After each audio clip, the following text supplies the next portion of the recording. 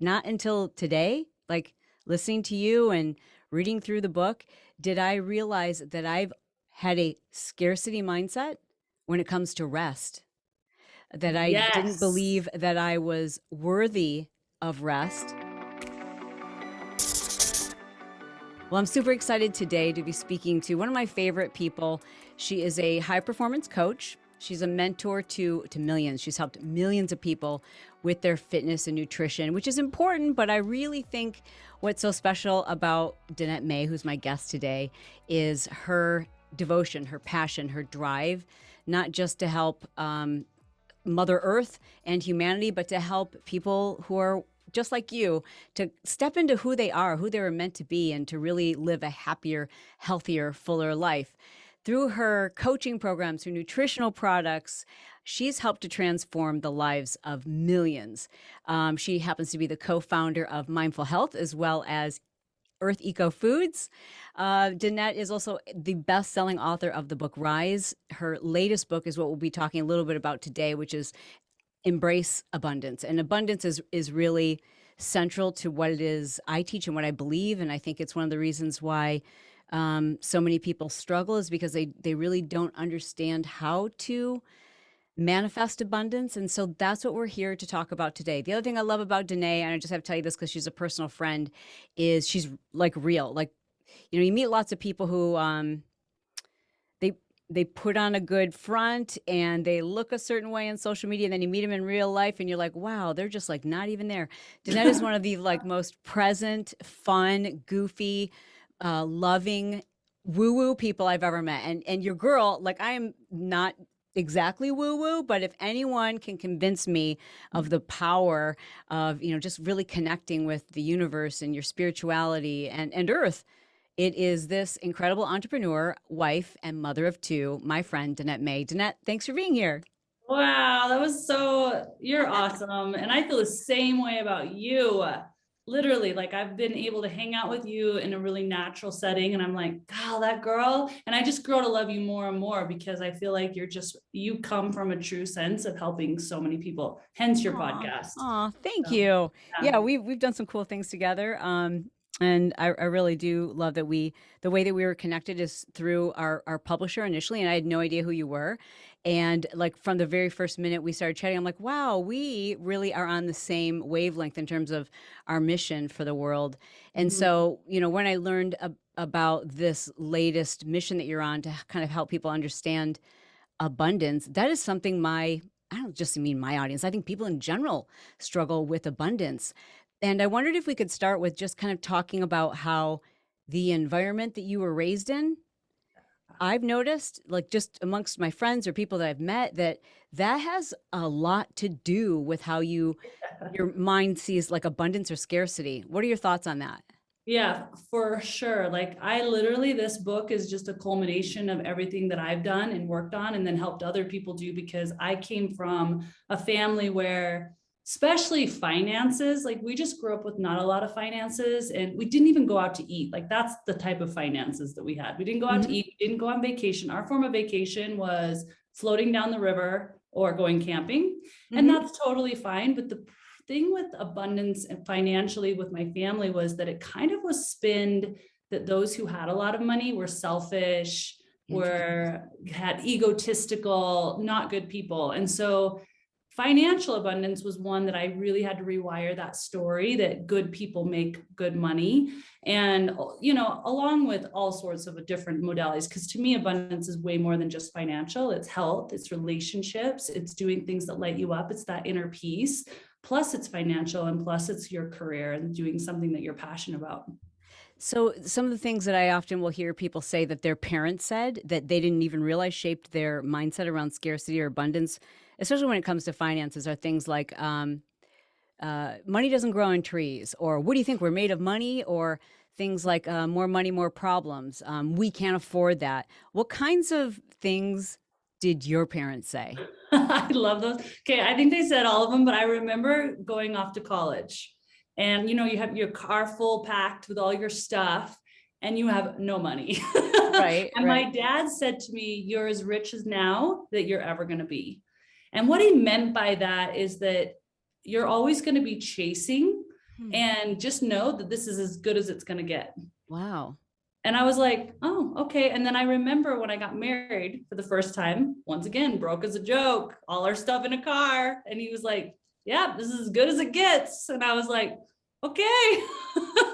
But that was how he sees the world, which is totally fine. But that's not how I chose to see the world. But initially, before we realize like our parents have done a number on us, whether they meant to or not, like sometimes it's inadvertently, right? Like my dad definitely taught me some really positive money mindsets and an abundance mindset. And there's some things that I just as a child interpreted in my own way. And I Yeah. put a negative spin on something maybe that was positive. You just do, right? So I'm wondering in the first part of your life, before you kind of recognized and had the self awareness, what kinds of things did you do that today you look back on and go, I was definitely self sabotaging because I had the subconscious belief? Oh, I would say almost every area of my life, honestly. Like I was like the girl that was maybe 10, 12, 14 years ago is not even the same girl that people look at today at Mm, all, as far as how she shows up, how she dresses, her religious practices, her belief systems around money, being a mom, working a job. I mean, I'm talking almost every area had to be flipped on its head for mm. me to be the woman I am today. And Can it you was think of like something specific where you're like, looking back at it now, that's because of my belief that I did X? Oh yeah. Okay. So I had I had lots of judgment too. So if you have a lot of judgment like I did, it's just because it's a reflection of your judgment of yourself. So for Mm. me, it was a judgment. Okay, so I had this belief system. One, if you get married, you stay married. No matter what. I don't care how through thick and thin. And that's really how I was raised. And I think there's a greatness to that, but it was also super destructive for me because I was in a really toxic relationship and I kept letting it go. Even though I knew year one, I need to go. Like, this is not the Oh, right thing. I stayed 10 years, 10 years because of it until it was just unbearable. And actually, when I lost my son, I think I just started to go, I don't even care at this point. Like, I'm mm. just going to live for me. Like, I've hit my rock bottom. And it was a gift disguised for me. So that was a belief system that I thought that no good person ever got divorced. I also, Mm. yeah, like, and I think that's hard, right? Because some of us get divorced. Yeah, yeah. Yeah. And then You know, we, what does that say about you? Or maybe even worse yet, the people who it like you said, it's a toxic relationship, or worse, it's a deadly relationship, it's an abusive relationship, it's a relationship that's really bad for your kids, and people are staying because we have these beliefs, right? Like staying through thick and thin is one thing, staying through thick and abusive and or dangerous is something completely separate. And when our subconscious mind tells us, but if you do other than this, you're bad, that's really hard to battle. yeah, totally. And also, there was a belief from my grandpa, which I don't even think any of my parents or my grandpa meant bad by this, but I just remember writing a college paper on this. He would tell us good things happen to good people. And so if you grow up with that thought and then life throws its curveballs, which it's going to do, Yeah. which for me was losing my son, like I was all of a sudden really sick in my body all the time, which my body was just trying to communicate about my life. I started going, wow, am I a bad person? Like, really, this was my thought process like 14 years ago. Am I a bad person? Because there's a lot of bad things happening to me. And Mm. I think that you never know what you're being programmed with or what's really like sticking in your cells. And so it's an opportunity to look at these things. If you're looking at a life that you're living right now and you're going, God, that's not really in alignment with something that's a dream in my heart, just look at the belief system behind it, because you might uncover something that you don't even realize you're kind of holding on to, that you're like, actually, that's not true. And actually, that doesn't serve me. And I get to flip that story. You wrote about the loss of your son in your first book, Rise. I'm not even sure if that's your first book. First book I read, anyways. And it was really so heartfelt and gut wrenching.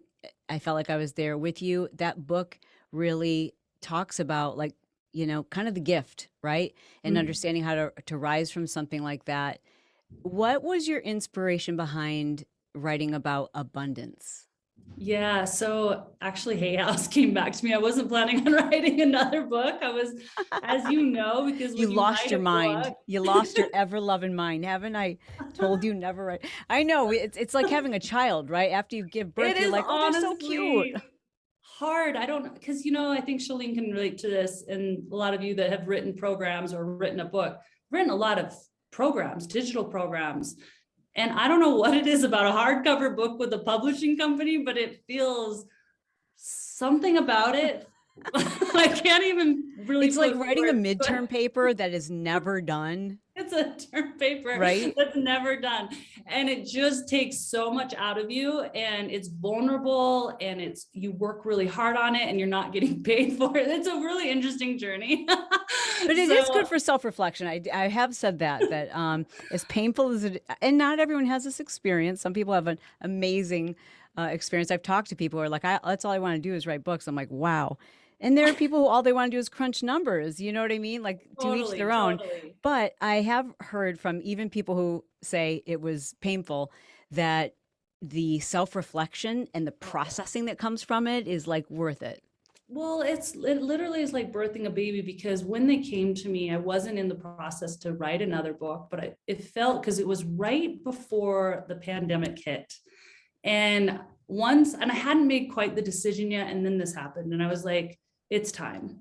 Mm, And I really wanted to write a book around hope and really share like ways, simple things that we all can do. It doesn't mean you have to be connected, doesn't mean you have to have resources. You don't even have to be the most brilliant, just simple things you can do to really start to see that abundance is your birthright, that you can actually claim it. And mm. it's not just for a select few, that it is for everyone. And it's in all different areas. It's not just finances. And to really look at, what do you choose for your life, not what you think you should choose based off social media or the news or media or whatnot, so that you're living your juiciest, best life. And so I am grateful I wrote it, because I really just wrote it from my heart and really sharing what I could for what's worked for me, what's worked for my clients, different friends that I have. I even put Chalene in the book, because I took a group of people that I really admired, and I was like, can you write about a certain subject, because you're obviously living it and people want to know, what did you do? Where did you get this mindset?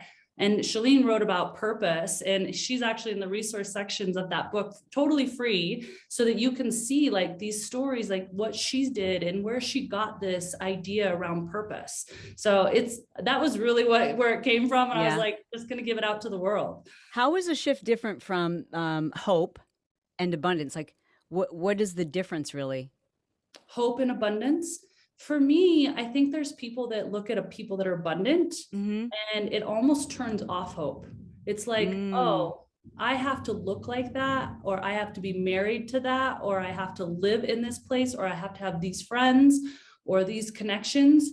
And so it can turn off hope. And I really wanted to turn on the faucet of hope and understand that it's not about all those connections. It's about the little things that you do. And one of my favorite quotes, and I actually put it as like a title in the Rise, which is "Small hinges move big doors." love that. Because it's these three things you can personally do that have nothing to do with your external environment, that move the needle on you being aware of the abundance that you can claim. When you say, some people look at abundance and it intimidates them, can you take us back to a time when you had that scarcity mindset? Because I think a lot of people will relate to that. And you looked at things that were considered of abundance, right? Like people who had happy, abundant marriages, or people who had a lot of comfort, financial security. What would your brain say when you saw that with other people? Was it a fear of it, an intimidation? Did you believe bad things about those people? Or did you just believe that you didn't deserve abundance? Well, I think at the core for all of us is this level of worthiness. Am I worthy to have abundance in this area? Maybe I have this amazing spouse and Mm, this amazing family. Who am I to also want financial abundance if I have this? mm, And or there could be just a worthiness, depending on the story that was placed subconsciously upon you, around, am I worthy enough to make this amount of money? Am I worthy enough to be this healthy? you know what, my family hasn't been this healthy. My sibling wasn't very healthy. Maybe there was cancer in your lineage, whatever. And it's really subconscious. You can start to go, who am I? Who am I to be really beautiful and really healthy? Wow. And so, yeah, you know, for me, I'll get really vulnerable. For me, I've been able to really harness, everybody has a different edge. And so for me, health was an easier one for me to acclaim abundance in. Relationship, after I worked on it, after I got on my first one, was an easier one for me to claim. I don't know why that felt easier within me to claim that. My hardest ones was a home. Like I would watch all these people with beautiful homes and attracting beautiful homes, seeing this home on a vision board, cutting it out and getting it. And I would see also before the home was money, and then it was a home. And I don't know what it is about a home, but that was my edge. And Have you thought about like your past and your childhood and how that might relate? Totally. I'm sure I watched, because most subconscious patterning that you get, belief systems, come from you watching close family members. So it's either your mom, your father, or it can be even aunts and uncles if your family was quite close. So for example, when it comes to weight, like if you had your aunt sitting around talking about being big bone, slow metabolism when you were 5, you subconsciously took that in, that you might be big bone, slow metabolism and be destined to be overweight. Right. So you have to unlayer where these stories came from. I think my mom always wanted a certain home, or to remodel a kitchen, or to decorate it a certain way. And my father, even though we lived in a decent home, that was frivolous. That wasn't something that we just did because that would mean putting out more expenses that's necessary, right? We have a sink, we have a fridge, we're good to go. Yeah. That's kind of how they thought. So that, I think there was some subconscious stuff around living in the home that felt really good for me. You just made me realize, you know, I have always kind of described myself as someone who was raised with an abundant mindset. I've always had this belief that I would live in a beautiful home. I've always believed that I would make lots of money, that I would have an abundant relationship, but not until today, like listening to you and reading through the book, did I realize that I've had a scarcity mindset when it comes to rest, that I didn't believe that I was worthy of rest, and not just in terms of money. Like, so that I kind of, you know, addressed in therapy when I was dealing with like a work addiction, where I just didn't believe I was a valuable person. Like I had no self-worth unless I was making you money. It wasn't even about me making money. It was like, unless I was, you know, helping you financially, I didn't have, I didn't see value in myself. So therefore I had to work like 24/7 to feel valuable. But in our conversation today, what you just said, I realized that I've had that same scarcity mindset when it comes to rest and my health and nutrition, because thinking about like my aunts and my mom, the only time I saw my mom in like really great health, physically, emotionally, mentally, all those things, is when she was killing herself doing exercise. And so it's been a really hard thing for me to wrap my head around. Like it's even to this day, it's getting easier, but I've struggled to take a rest day, because it's like, if I take a rest day, do I deserve to be healthy? Am I worthy of someone who can call themselves a fitness expert? So thank you for that. Oh, that's so juicy. And you know, that's a whole section in the book is around this inner peace and rest. And I wrote about that because for me, you know, I actually fidget a lot. Like I have a hard time slowing down, sitting down. My kids are constantly reminding me, like, you actually have a problem. Like you can't just sit and relax. Aren't kids and great I'm like, at telling you, you have an issue, Mom? I know. And this is all, you guys, this is abundant to be able to relax, to be able to know that you've healed this worthiness part of you, right? That is abundance, because if you're not healing that part and you're not stepping into that, which there is a whole section on that. I'm so glad you brought that up, because that is part of the inner peace. That is in part of you moving forward in life, not from your wound, but from your power, which a lot of us are moving in our wounding. We have to move because we feel like our worthiness depends on it. Yeah. You know, you talk about manifesting, and that's a term that like a lot of people use. You see it in memes, you see it in, you know, TikToks and Reels, etc. But what does it really mean? And tactically, like from an actionable standpoint, I think we know vaguely understand the concept, but what does that really look like? Manifest is everywhere. And absolutely right. I think it started coming out when The Secret came out. Yeah. And everybody was like, whoa, this idea of The Secret. And I do vision boards and I hold a frequency or I think about it. And then I've got to align with what I want. And it's all true. But what I'm discovering in this idea of abundance and attraction, being the magnet, manifesting, whatever language you want to use. And this is what gets me so excited for people to start claiming it, is that the frequency that everyone thinks they're striving for is actually the energy of love. And we have found this studying people that have done, like, have passed on and then came back. So these stories of these near-death experiences, and some of them going in with, like, every doctor would say there's no way they're going to live. I mean, they have every ailment under the sun, and they have these near-death experiences, and how they came back to heal their bodies was through love. And then they started to realize, oh my gosh, if I tap into this frequency of unconditional love for myself and others, I now am attracting book deals, career extensions, obviously radical health, radical relationships. And so I was studying this about 5 years ago, and I've been implementing this. And this is what I really believe has been an undercurrent of the growth of our business. I think it's been the undercurrent growth of my relationship, my health, my friendships, things like that, that really matter to me. So we're assuming that the person who's watching this right now, maybe they have been experiencing this, but haven't applied the language to it that you're Okay. using. So when we talk about a vibration or a frequency, tell me what you mean by that. Okay, Layman's so terms. yeah, easy enough. So we all know the feeling of anger. Yep. We all know the feeling of trigger, feeling frustrated, feeling betrayed. So Okay. that's a frequency. Once Those you are all feel that, frequencies. So is it appropriate to say a frequency is a an emotion or a emotion. feeling? Yeah, it's Okay. an emotion that goes through the body. So Okay. first it becomes a thought, right? The thought is, that person made me mad. That person did XYZ, or this happened, XYZ happened.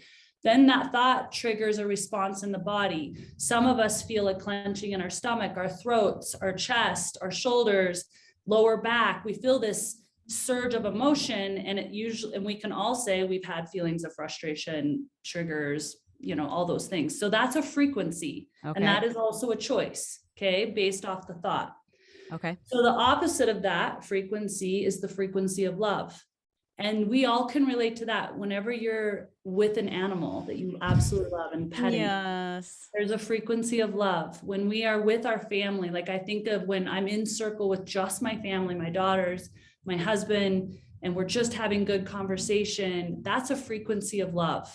If you are meditating, that can be a frequency of love. Just sitting in a sense of stillness can be a frequency of love. Maybe you see a beautiful sunset, sunrise, someone's hugged you. Those are frequencies of love. And so the more you can get yourself inside that frequency, along with the intentions you've already set. So let's say, I would just give an assignment right now. Everyone take out like a piece of paper and then just write out, let's just do 5 things that you would love to see in your life. You would love to witness in your life. Maybe, and be clear about it. Be very clear. Maybe it's a trip. Maybe it's a relationship. Maybe you want Are these almost like goals, would you say? you could call them goals, but I don't like that word. And that's a whole different thing for me. Sure. I honestly would say write it as your intention. So what would you like to witness or experience? Okay. Let's say you could do it the next week, or Love it. if your mind says, no, this is a year thing, write it down. Okay. And then, so that's your intention. It's already in your awareness. You've already thought of it, right? It's already there. Then what you're going to do is spend your life, honestly, your life getting into the frequency of love. And the more you can put yourself in the frequency of love, the quicker these things that you intended come into your reality. But what happens, this is the reality, especially if you have entrepreneurs here, people listening, is the reality is our life is our life. And we wake up and then someone says something that triggers us, and then we get annoyed, or the computer breaks down, and then we're like in a spiral, or an employee does something, and then we're in a spiral. And it's like you're bumping against this thread of attraction. So every time, this is my biggest practice is, and I always say this to my team and to every friend that I have that will listen, I'm like, your frequency is more potent than your strategy. Your frequency is more potent than your strat. Wow. Okay. Yeah. Got it. Yeah. Like I got that during soul writing, is like, Danette, watch your frequency, because the universe knows your intention. The new universe knows your goals or the things that you're wanting to bring into fruition in the world. Watch your frequency every minute of every day. And so whenever I feel the urge to get triggered, or the urge to feel bad for myself, or the urge to be mad, or whatever that urge is, what's bringing it, I constantly go back into my breath. And then I think about something that I love, or I think about something I'm grateful for, and I try to get back into the frequency of love. I love this. This is great. Okay, so I hope that everyone heard that assignment and will take it. Schedule right now, just 5 minutes after you're done listening or watching us, and just 5 minutes, and whatever comes to your heart. Like Danette said, don't worry about whether it's a year from now or 5 years from now. It's just that thing that you want to witness or experience. I love that. 5 of them. Come up with 5 of them. Do it. Yeah. Write them down. Write down today's date. Let's see what happens. You mentioned soul writing. Can you tell us what that is? Yeah. I don't know if I've talked to you about this before, but I have this practice, you guys, and I'm going to just use such a practical term. So I'm going to get people excited about soul writing before I tell you what it is. So I learned about soul writing right at the time Facebook ads, or not Facebook ads, but Facebook Lives became kind of the thing. Okay. It was like the reels of the time. Oh, totally. I remember everyone was going live, and like hundreds of thousands of people were showing up if anyone went live. Yeah, right. Well, not everybody was doing lives, but they wanted everyone to do lives. So I remember sitting down to do soul writing, and I'll tell you exactly what it is. And I literally wrote on the page, run an ad to a Facebook Live. And I was like, all right, I've committed that whatever comes up in soul writing, I'll do. So I went to my team. I'm like, I'm going to go make a smoothie, run an ad to it. And they were like, okay. So I went in my dark kitchen and made a smoothie and promoted this challenge that we were doing. And they ran ads to it. It was alive. And it, like, for 4 or 5 years, our business 10x'd because of Facebook Live ads. This was when everything blew up for us. And just that one thing, which there's been so many more from soul writing, like conversations with my child where she's like, how did you know that? I'm like, came up in soul writing, just different things like that. Who to hire between 2 different people in our business. I put it to soul writing. So soul writing is, and I ideally do it in the morning, but if you're not a morning person, I'm wondering if it probably works at night too. I have this, I've learned this from different healers and indigenous tribes about the thin veil of sunrise and sunset. And so for me, I get up before the sun comes up, when it's dark still, and primarily everyone's still kind of doing their own thing or asleep. So I'm not disturbed. That's the big thing, is not being disturbed. You're setting the intention that you're in your own energy. You're also under the intention that you are connected to everything. And I know we talk about this on a very conscious level, but it's really recognizing that you're connected to every plant, every wisdom, every thread of intelligence that's been before, is now, and is coming. And knowing that you have this access greater than Google within yourself. Yeah. And so I literally sat down, I light a fire or a candle representing transformation, and I'll take out my journal. And at the top, I write, what would you have me know? And who is you? When you say, what would you have me know? Or I should say, who's me? And I don't want to make someone think they have to believe a certain way for this to work. For me, I believe in God. I believe in a higher power. I believe that I'm connected to every single ounce of wisdom threading through the universe. I just have to be open to listening to it. I just have to be quiet enough and humble enough and take the time to commune with it. And so for me, that's mine, but you don't have to claim my belief, because I believe that we're all connected to a universal power. So just sitting down and doing it, go for it. So I write, what would you have me know? And then I just write whatever comes up. There's no judgment. Sometimes it doesn't make sense. Sometimes it does. And it's a practice. It's like training a muscle. Like sometimes if you're not used to writing, then you're going to just sit there for a hot second and you're going to kind of question yourself. But it's the same as anything that you do, learning to ride a bike, training a muscle, learning to cook, you've got to just stay at it. And as you stay at it, you're going to start to receive information, and you're going to hear things and be like, I don't know why I wrote that. I don't know why I said that. I don't know why that's coming to me. Take that and put it into practice.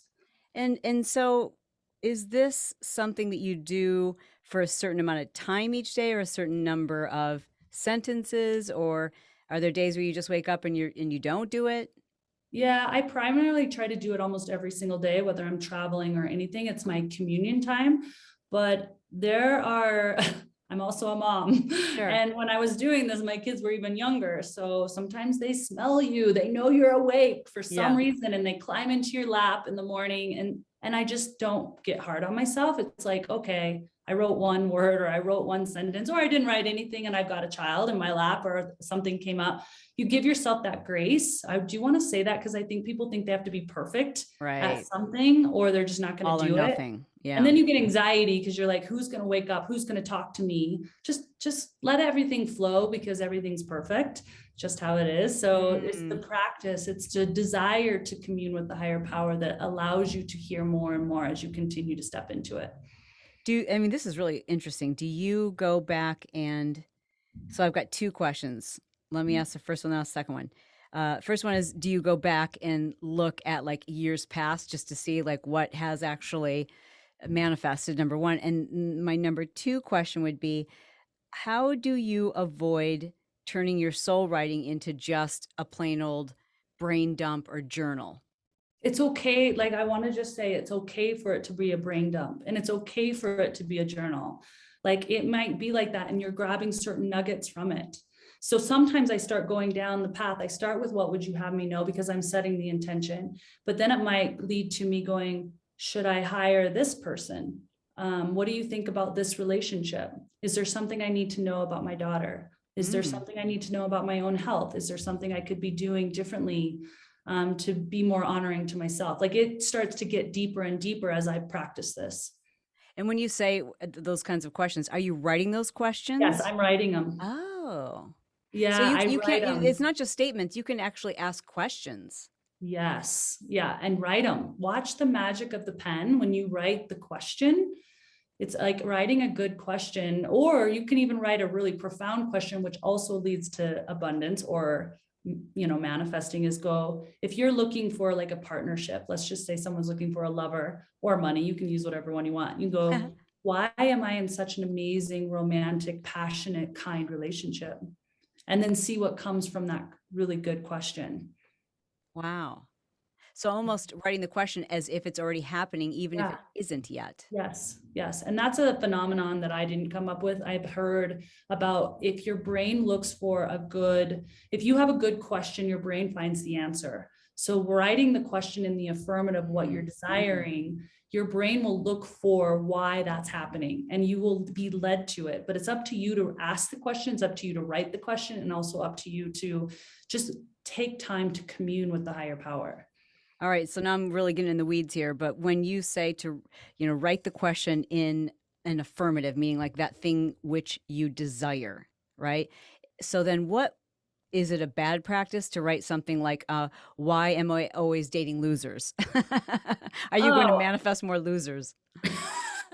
I would think that's not a great question. Okay. Like, let's be really honest with one another, whoever's listening, because I think a lot of us ask these type of questions. Why am I broke as a joke? Why am I overweight? Why do I always hurt? Why is my body hurting? Why do I have people that are stabbing me in the back? Why? And it's like these questions, whatever you're seeking, you will find. So if you're seeking the negative, you will find the negative. What you focus on expands. So ask a better question. Why do I have great friends? And then look at that. And sometimes it might be like, you might go, well, I don't have a lot of great friends, or I don't have a great lover. All right, well, what would I need to become to have a great lover? What would need to happen within myself to have a great lover? So how is it then you make the connection between intuition and helping us find our abundance? Intuition and abundance. I love this one because I actually think this ties in with soul writing a lot, because what comes up in soul writing is typically your intuition, which there's not much difference with communing with the higher power and what your intuition is saying. right? Makes sense. Yeah. Yeah, because your intuition is the inner wisdom coming from a universal power. So is there something about the soul writing that Helps you with your intuition. yeah, because so often I think we've been conditioned to dismiss our intuition, Hmm.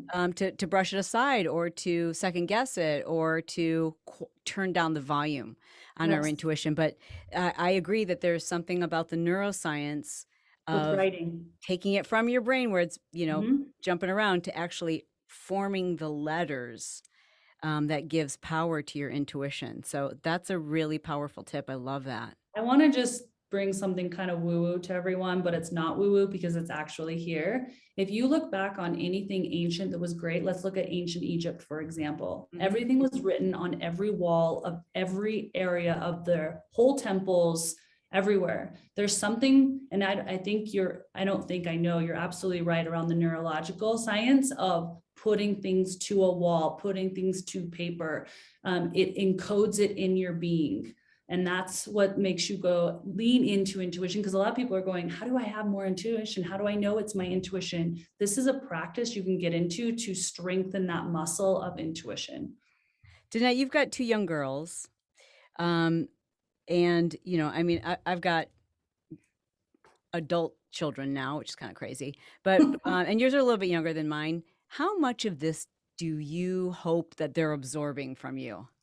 And how, because I don't know about you, but when my kids were like teenagers, and I felt like everything I said and did, they were like, okay, cool. Now I'll go do the opposite. Or like they would take advice from other people, but not necessarily from mom. So what is it you would tell parents out there that they can do or don't need to do when it comes to being a positive influence on their kids and helping them to develop some of these habits, like your morning ritual?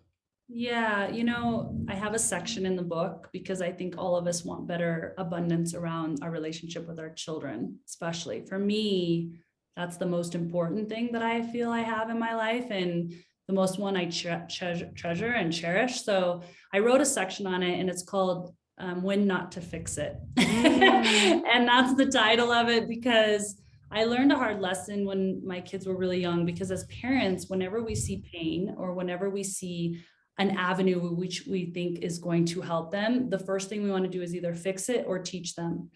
And we forget that they are no different than us and they're a threat of us. So our biggest and only job is to work on ourselves and our own trauma and our own wounding within ourselves and finding our own light and finding our own voice. And as we do that, we give them permission to do the same in the way that they're going to do it. And so for me, I'm not telling them about soul writing. I'm just showing them about soul writing. And when they come to crawl in my lap, I'm not like, hey, see what I'm writing? Look what I'm doing. I just love them and they can feel it. They don't need to know what I'm doing. I think kids are smart. Kids actually will kind of clue in. And I think your actions just speak louder than your words. And so for me, I feel like what my job is to continue to work on myself and to be the very best version of me and to continue to heal my past wounding and the things that were said to me. And I'm going to mess up and I'm going to do things, but I think ultimately kids really respond to that more than they do any words you say. That's huge. I think that, we're both in alignment there. I'm not perfect, right? But I do think the things I've done right as a mother is not doing for them, but showing them because I think even though it's a temptation, even today, it is still a temptation, even though my kids are adults, to do for them, to write that email, to make that introduction, to do whatever because you feel like they are your responsibility and they are, but it is our responsibility, I think, to teach them they can do it themselves. Because if we do for them, all that we're teaching them is they're not capable. Yeah. And that doesn't build confidence. It doesn't allow them to experience their own journey and to trust themselves. It doesn't give them the firsthand experience. That it's great to say to your kids, you can do it, and then you go do it for them. That doesn't teach them, no, you really can do it. And guess what? You might fail and you will be able to figure it out and you will survive it and you will be able to try again. Yeah. So I just have to say thank you for writing this book. I want to encourage people who are watching to pick it up because I think there's something to learn, even like if you're like myself, who I believe I have an abundant mindset, but there's still areas where my subconscious is at work, and it's fun to uncover those things. Danette's website can be found at the link below the show. It's DanetteMay.com. And Danette, where can people pick up the book? Yeah, well, it's out now, so you can grab it at major bookstores or Amazon. If it's easier for everyone, you can go to embraceabundancebook.com, and that also has all those different links where you can get it on Amazon or major bookstores. But yeah. Will there be an Audible for it? Yes, there is already an Oh, Audible. there already is. Yeah. Yay. Yeah. Yeah. I like to get the hard copy so that I can highlight things and share it with other people. But for my own purposes, I think I have to hear a message more than once. So there's rarely an Audible book that I haven't listened to 2 or 3 times. So I'm excited to hear people listen to this show on podcasts. They're Audible listeners too. So you guys can Totally. pick that up on Audible. It's awesome. Danette, thank you so much for being here. Thanks for Thank being who you you. are and helping as many people as you do. You're just awesome. Tell your husband I said hi, love you, and All I'll see right. you on the slopes. Awesome. Yeah, for sure. Thanks, Chalene.